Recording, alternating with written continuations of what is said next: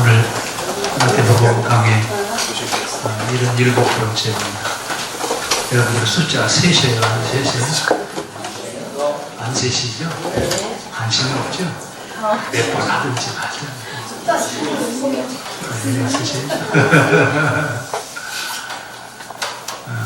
제일 어려운 게 연속 설교하는 게 진짜 어렵습니다. 한 책을 가지고 한 3년 정도 이렇게 한다고 하는데 사실은 쉬운 일은 아니거든요. 우리는 늘 들어버릇해서 그런가 보다, 당연히 그런가 보다 그러시는데 자, 요한이 지금 어디에서 얘기를 하고 있어요? 요한이 옥에 갇혔어요. 마가복음에 보면 요한이 왜 옥에 갇혔는지에 대한 얘기를 설명해 놓고 있어요. 헤롯이 요한을 이제 옥에다 가둬왔는데 요한은 자기 운명을 알아요. 왜냐하면 이제 자기의 세대가 끝나고 다른 세대가 시작되어질 것이다 라고 하는 것을 아는데, 본인이 생각하기를 메시아의 길을 닦는 사람이라고 생각했는데 오신 분이 메시아인지 아닌지 확신이 안 서는 거예요. 그래서 지금 누구를 보냈어요? 요한이 제자들을 예수님한테 보냈어요. 보내시면서 가서 물어봐라, 여쭤보고 와라. 우리가 더 기다려야 됩니까? 오실 그이가 당신이십니까? 이렇게 물어보라고 그랬어요. 그랬더니 예수님 뭐라고 대답하시냐면, 그렇다 이렇게 얘기하면 참 좋으신데 뭐라고 대답하시? 가서 요한에게 얘기해라. 맹인이 보며 못 걷는 사람이 걸으며 나병 환자가 깨끗함을 받으며 못 듣는 자가 들으며 죽은 자가 살아나며 가난한 자에게 복음이 전파된다고 해라.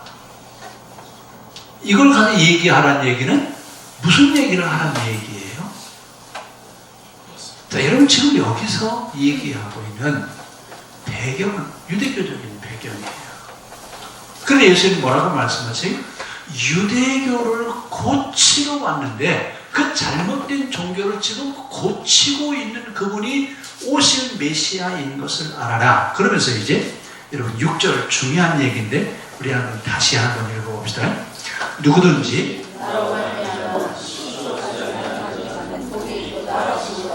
자, 누가 복이 있다고요?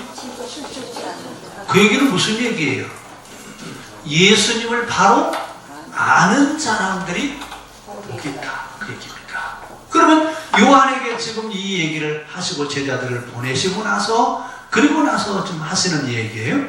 자, 근데 지금 마태복음에는 설교가 몇 개나 있다고 그랬죠? 몇 편이요? 5편의 설교가 있다고 그랬어요. 5장에서 7장, 그 다음에 10장, 13장, 18장, 24장, 25장 이렇게 5개의 설교가 들어있는데 10장 설교를 마치시고 그리고 나서 지금 이 얘기를 하시는 거예요. 그러니까 2번째 설교를 마치고 그리고 나서 지금 예수님이 여기서 말씀하시는데 뭘 확인해 주는 거냐면 예수님이 누구라고요? 누가 메시아라고요?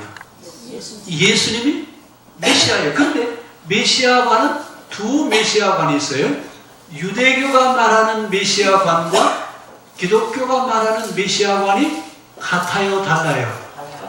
여기는 왕 중에 왕으로 오시는 메시아, 기독교는요 죄인을 구원하러 오시는 메시아. 근데 지금 사람들은 어떤 메시아관을 가지고 있냐면 유대교적 메시아관을 가지고 있어요. 이 유대교적인 메시아관을 가지고 있는 그들을 향해서 지금, 근데 이 유대교적인 메시아관은 언제부터 이 메시아관에 대한 얘기를 하고 있냐면 사실은 사사기서부터예요. 사사기에 보면 가나안 땅에 들어가는데 이민족이 쳐들어와야 안 쳐들어와요? 계속 쳐들어오는 거예요. 근데 가나안에 살아가는 이스라엘은 왕이 있어요, 없어요? 군대도 없고 왕도 없다는 얘기는 대문을 열어놓고 마음대로 가져가십시오라고 하는 뜻이에요. 그러면 가나안에 들어와서 이제 좀 살아보려고 하는데 날마다 이 민족이 쳐들어와서 약탈을 해요. 그러면 이걸 어떻게 해석해 줄 수 있어요? 이것을 해석하는 방법이 메시아 사상이에요. 그래서 사사기에서부터 메시아 사상이 나오기 시작하는데 그 메시아 사상을 구체적으로 얘기하는 것은 바벨론 포로 후예요. 그러니까 바벨론에서 종살이하고 돌아와서 그 바벨론 포로기가, 자, 우리가 이제 성경을 이해할 때 가장 중요한 가운데 토막이 있어. 성경을 이해하기 위해서 가장 중요한 대목이 어디냐면 바벨론 포로기예요. 어디라고요? 바벨론 포로기를 이해하지 못하면 성경 해석을 할 수가 없어요. 근데 신학교에서도 바벨론 포로기, 포로신학 배워본 적이 없어요. 그리고 여러분 서점에 가서 책을 한번 찾아보세요.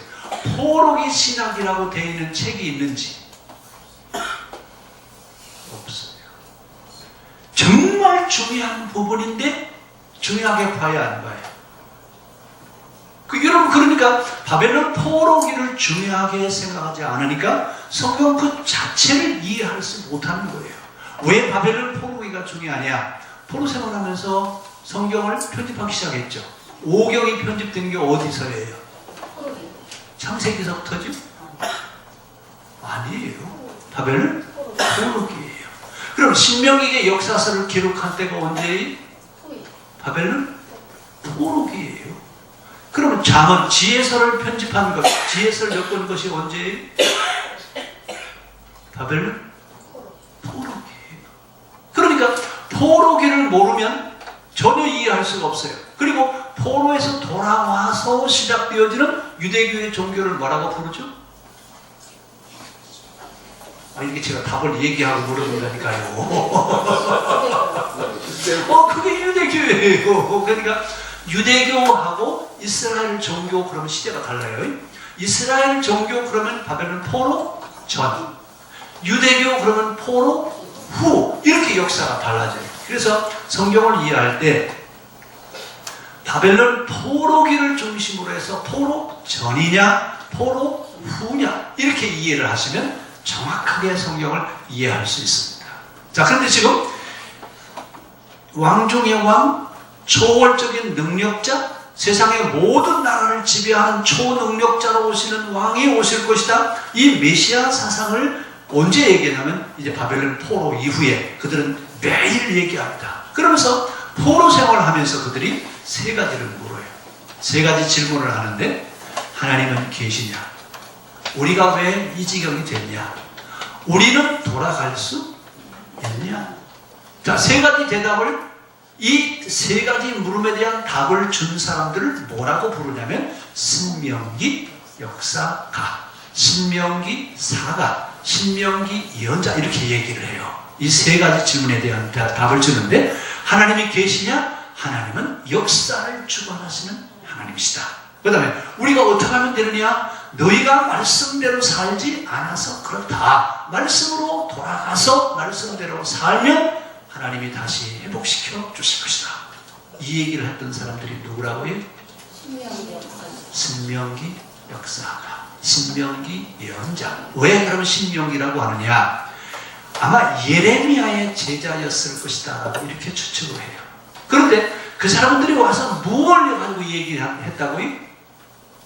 신명기를 가지고 와서 가르쳤다. 그래서 신명기 역사가, 신명기 사가, 신명기 예언자, 이렇게 부르는 이유는 신명기를 가지고 와서 가르쳤기 때문에 그렇습니다.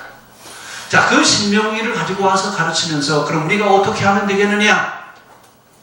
회개하고 다시 말씀으로 돌아가라. 이래서 바벨론 포로기는 이스라엘에게는 수치를 당하는 아픔이었지만 새로운 나라를 이룰 수 있는 전환점이 됐어요. 그래서 위기를 기회로 바꾼 사람들, 이래서 역사에 이런 일이 없습니다. 그래서 이 바벨론 포로 그 기환을 뭐라고 부르냐면 역사의 기적. 세상에 나라가 망했다가 다시 회복된 나라가 있다고요? 이스라엘 한 나라밖에 없어요. 지금까지 세계 역사상에 나라가 망했다가 다시 회복된 나라는 이스라엘밖에 없어요. 그래서 역사의 기적이다 그렇게 얘기해요. 이러면서 그때부터 하나님과는 달라지는데 어떻게 달라지냐면 하나님은 살아계신 하나님이다.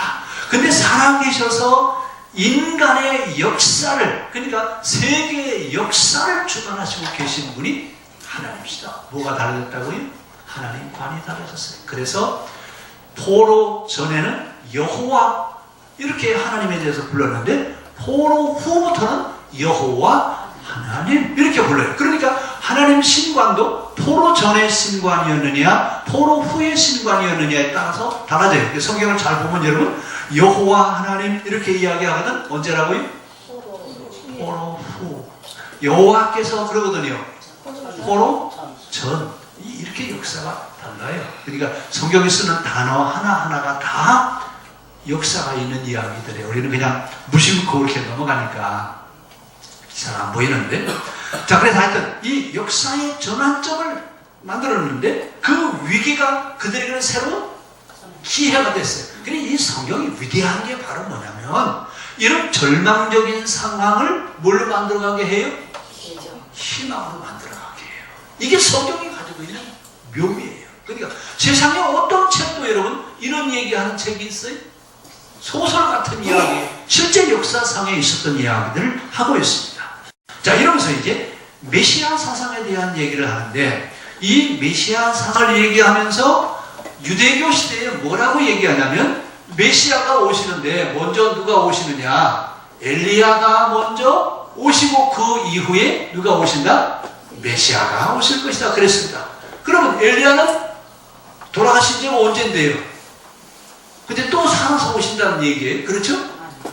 여기 엘리야 개인을 가르치는 말이 아니라 예언자들의 대표, 예언자를 상징합니다. 그러니까 메시아가 오시기 전에 누가 먼저 오신다고요? 예언자가 오실 것이다. 근데 그 예언자가 여기서는 누구예요? 세례 요한이에요. 왜 세례 요한이라고 부른다고 그랬죠? 요한이가 하도 많으니까 구별할 수 있어요, 없어요? 우리 옛날에 그랬잖아요. 뭐 순자, 영자, 뭐 그러면서 이름들 그렇게 지었잖아요. 근데 그 시대에 유행한 이름이 요한이에요. 다 아들 낳으면 다 요한이에요. 그럼 어떤 요한이 그럼 누구예요? 우리 집 요한이. 그래서 뭘 붙였다고요? 세례 요한 이렇게 구별해요. 그럼 세례 요한하고 요한복음을 기록한 요한하고는 또 어떻게 달라요? 그분은 어떻게 불러요? 사도 요한 이렇게 불러요. 그래야 이제 세례 요한인지 요한복음에 나오는 기록한 요한인지 구별이 안 되니까 세례 요한, 사도 요한 이렇게 해서 이제 구별을 합니다. 자, 이 세례 요한은 예언자들의 대표자. 그러니까 엘리야가 오시리라 예언자 중에 또 한 사람이 오는데 그 예언자가 누구냐면 세례 요한이었어요. 세례 요한이 와서 뭐라고 했어요? 회개하라. 뭐가 가까웠어요? 천국이 가까워. 뭘 하라고요? 회개하래요. 회개하라 천국이 가까웠느니라. 그러면서 나는 메시아가 아니라 내 뒤에 오시는 이가 메시아이시다. 그러면서 나는 그분의 신발 끈을 풀어주기에도 부족한 사람이다. 내 뒤에 오시는 이가 메시아. 이렇게 자기가 얘기해놓고 누가 오셨는데요? 예수님이 오셨는데 물어요, 안 물어요? 제자들을 보내시면서 당신이 메시아냐고 제자들한테 가서 물어보란 얘기예요. 왜 제자들한테 물어보라고 했을까요? 앞에서 제가 답을 다 얘기했다고 그랬어요. 왜 물어봐야 돼? 못 믿으니까? 세례 요한은 자기의 사명의 때가 어디까지냐? 자기가 해야 될 일의 시작과 끝이 어디냐? 이것을 확인하는 겁니다. 누가 오시면 끝이에요. 메시아가 오시면 자기의 사명은 끝이에요. 그것을 좀 확인하러 왔어요. 그랬더니 예수님 뭐라고 대답하시냐면 가서 네 선생님한테 그래라. 뭐라고요? 예? 뭐가 고쳐진다고요?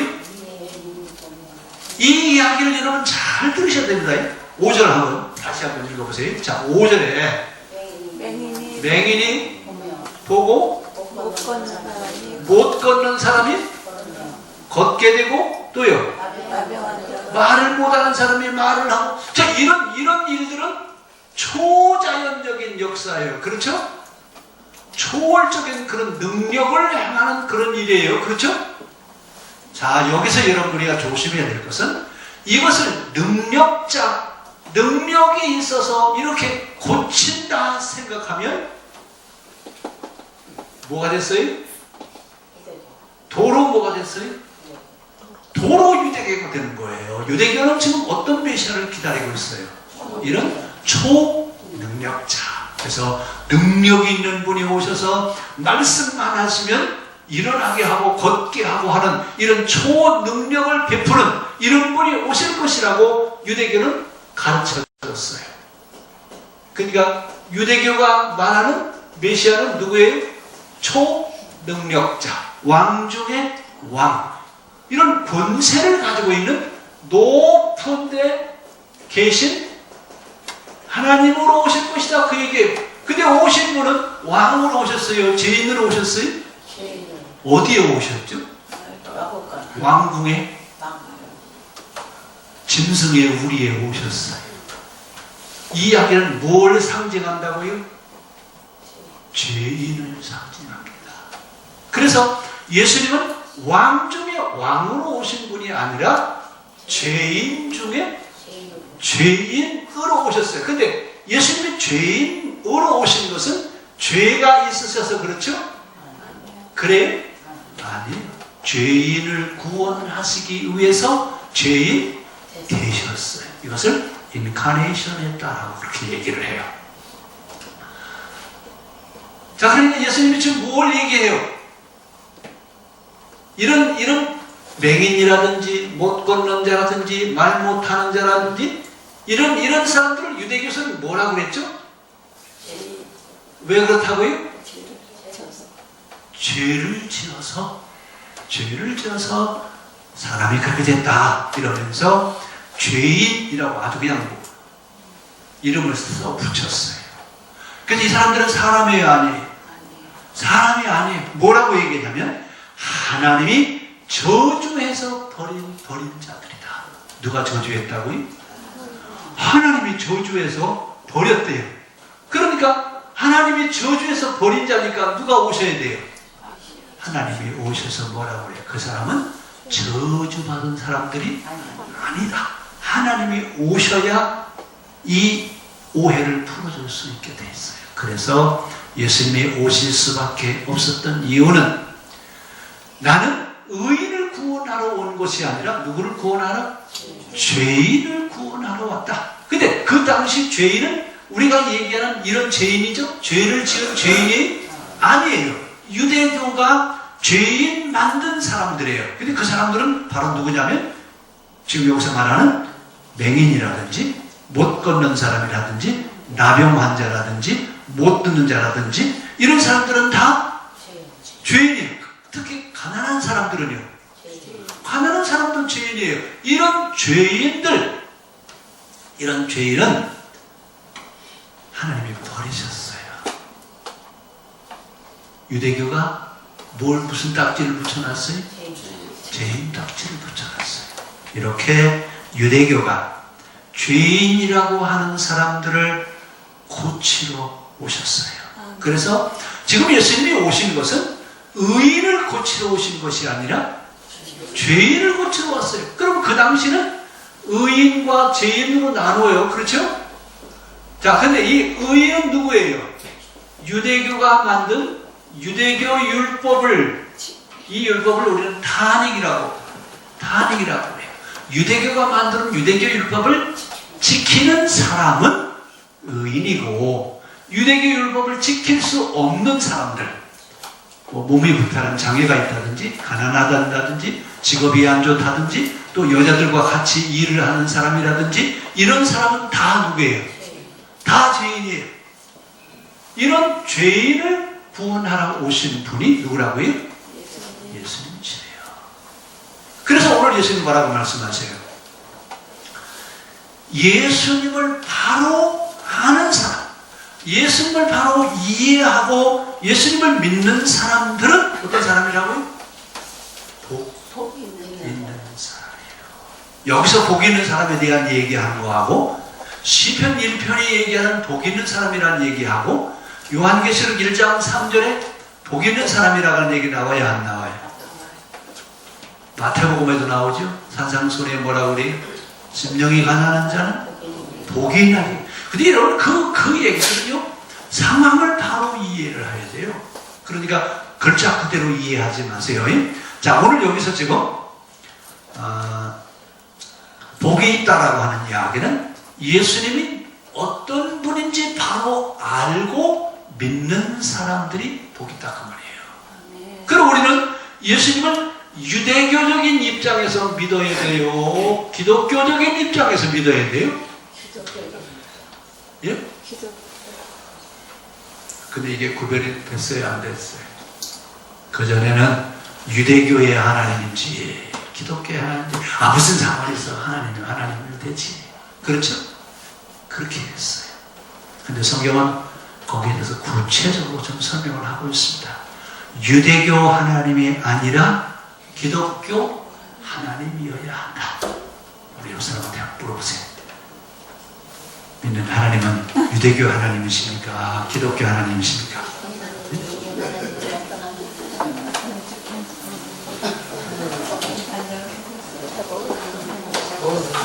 유대교 하나님이세요? 기독교 하나님이세요? 네?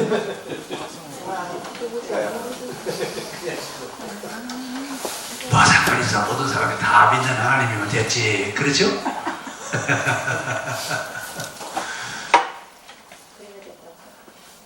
자, 그래서 성경이 필요한 겁니다. 거기에 대해서 성경은 뭐라고 해요?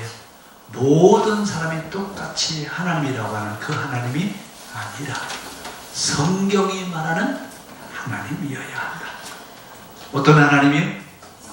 성경이 말하는 하나님이어야 된다고 얘기해요. 자, 유대교는 이 메시아 사상을 가지고 있는데 이 메시아 사상이 500년 동안 가르쳐왔어요.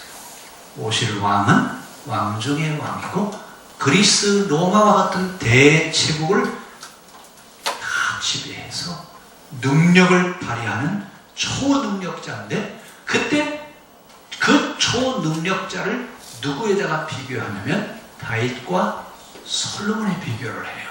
그러니까 다윗과 솔로몬은 열왕기 상하 신명기의 역사서에도 다윗과 솔로몬이 나오고 역대기의 역사서에도 다윗과 솔로몬이 나오는데 신명기의 역사서와 역대기의 역사서에 나오는 다윗과 솔로몬은 같아요, 달라요?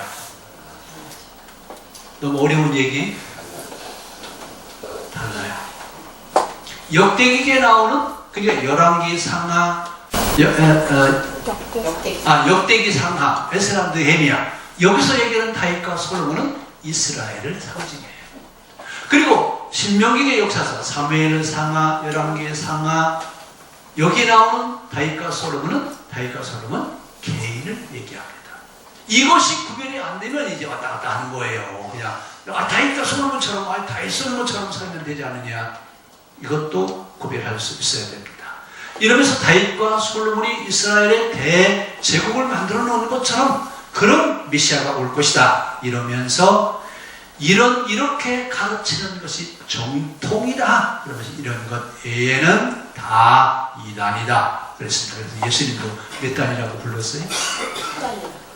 예수님은 이단도 아니고 사단이에요. 사단. 이단이 높아요? 사단이 높아요? 사단이 높아요? 예수님 보고 바알세불에 집혔다고 그랬잖아요. 그 바알세불은 마귀 대장이에요.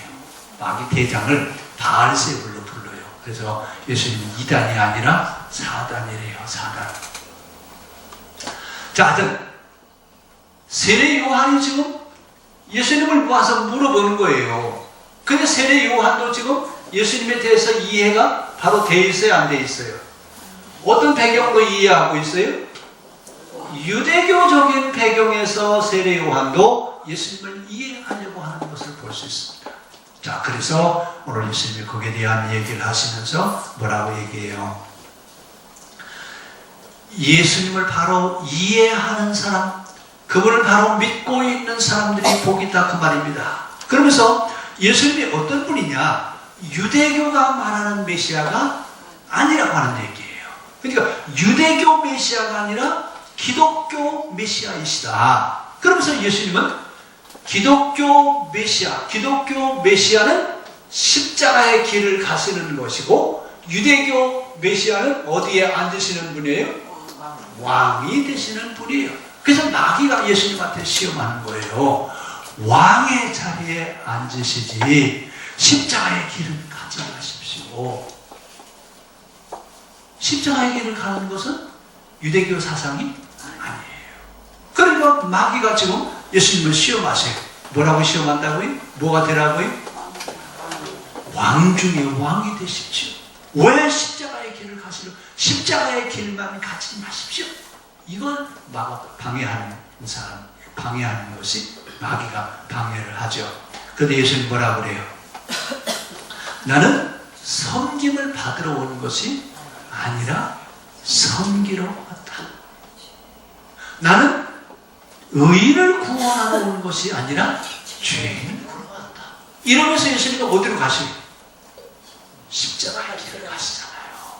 그래서 결국은 예수님이 십자가에 죽으시는데, 십자가에 죽으시는 것은 마귀의 작전입니다. 그래서 예수님이 결국 십자가에 죽으시죠. 자, 그럼 이제 성경을 보면 예수님을 바로 이해한 사람들과 예수님을 이해하지 못하고 오해하고 있는 사람으로 나눠서 구별할 수 있어요. 예수님을 바로 이해한 사람들은 바로 누구예요? 그 당시 신앙생활을 최고로 잘했던 사람들이에요. 그렇죠? 아니에요. 그 당시 죄인이라고 유대교가 제쳐놓은 사람들, 하나님의 이름으로 저주받은 사람이라고 했던 사람들은 누구를 바로 이해했어요? 예수님을 바로 이해를 했고, 그 당시 최고로 신앙이 좋은 사람들, 아주 열심히 신앙생활을 했던 사람들은 누구를 오해했어요? 예수님을 오해했습니다. 자, 그러면서 병자가 치료받고 이런 치유의 사역은 능력을 행하는 것이라고요? 그렇죠? 능력을 행하는 거예요? 아니에요. 죄인을 고치시는 사역이세요. 그래서 병자들, 치유받은 사람들이 누구인 것을 바로 알았어요. 아, 저분은 우리를 구원하러 오신 메시아이시구나 그랬는데, 유대교에 있던 사람들은 뭐라고 그랬어요?